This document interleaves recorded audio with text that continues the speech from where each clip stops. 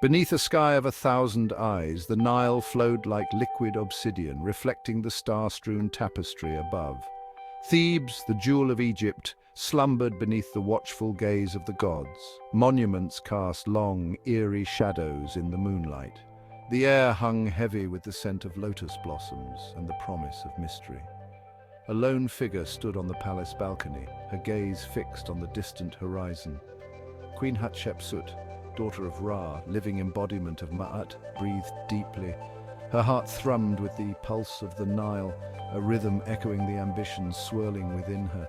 She envisioned a fleet of ships, majestic and powerful, sailing forth to conquer not lands, but the unknown.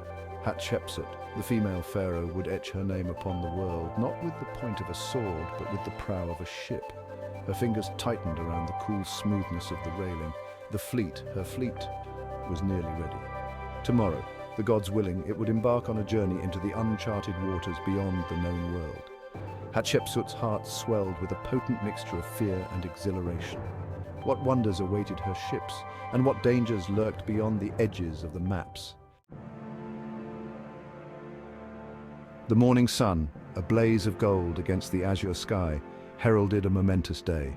The docks of Thebes teemed with activity, a frenzy of motion and sound. Wharf workers, their muscles glistening with sweat, loaded provisions onto the waiting ships. Sailors, their faces etched with a mixture of excitement and trepidation, scurried across the decks. The air crackled with anticipation. At the heart of the bustling harbor stood Hatshepsut, a vision of power and regality. She was adorned in the traditional garb of a pharaoh, a linen kilt, a jeweled collar, and the blue crown of war upon her head. In her hand she held the ceremonial crook and flail, symbols of her divine authority. Her voice, amplified by the stillness of the crowd, rang out with the clarity of a silver bell. "People of Egypt," she proclaimed, her voice resonating with power. "Today we embark on a glorious journey. Today we set sail for the land of Punt, a land shrouded in mystery and whispered to be filled with riches beyond imagining." Her words were met with a roar of approval. The crowd erupted, their cheers echoing across the water, a testament to their unwavering faith in their pharaoh. Hatshepsut, her heart soaring with their adulation, raised her hand, signaling for silence. Her gaze swept over the assembled throng, finally coming to rest upon a tall, proud figure standing at the prow of her flagship. Admiral Neferhotep stood ramrod straight, his gaze fixed on the distant horizon. He was a seasoned sailor, his face weathered by years of sun and salt spray, his eyes reflecting the wisdom gleaned from countless voyages. He wore a simple linen kilt and a leather breastplate, symbols of his rank and experience. Around his neck he wore a single amulet, a carved scarab beetle, a symbol of protection and rebirth. Neferhotep felt the weight of responsibility heavy upon his shoulders. The pharaoh had entrusted him with her most ambitious project, a voyage into the unknown. He had sworn an oath to protect her fleet, to lead her men to glory, and to return with riches that would make Egypt the envy of the world. But deep within his heart, a flicker of unease stirred. The expedition to Punt was fraught with danger. The journey was long and perilous, the seas treacherous, and the land itself shrouded in mystery.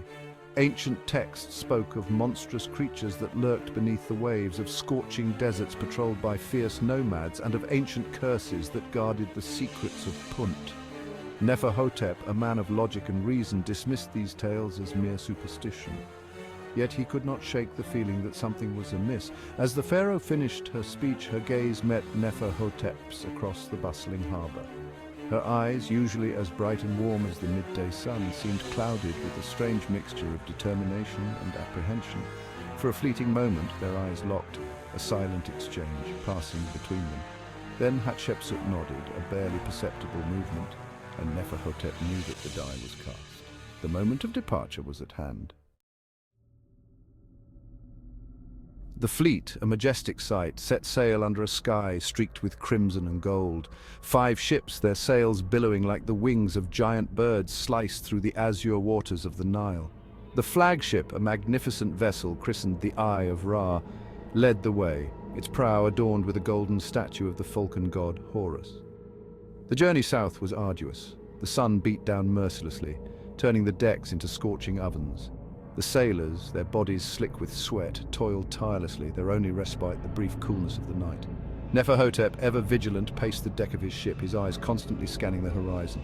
As days bled into weeks, strange occurrences began to plague the fleet. Schools of fish, usually plentiful in these waters, vanished without a trace. Dolphins, those playful companions of sailors, avoided the ships as if they were cursed. And then there were the whispers carried on the wind, whispers of strange creatures sighted beneath the waves. Creatures with eyes as large as saucers and tentacles that could crush a man's skull like a grape. One particularly oppressive afternoon, a thick fog descended upon the fleet, enveloping the ships in an eerie white silence. The sun, usually a comforting presence, became a malevolent eye peering through the swirling mists.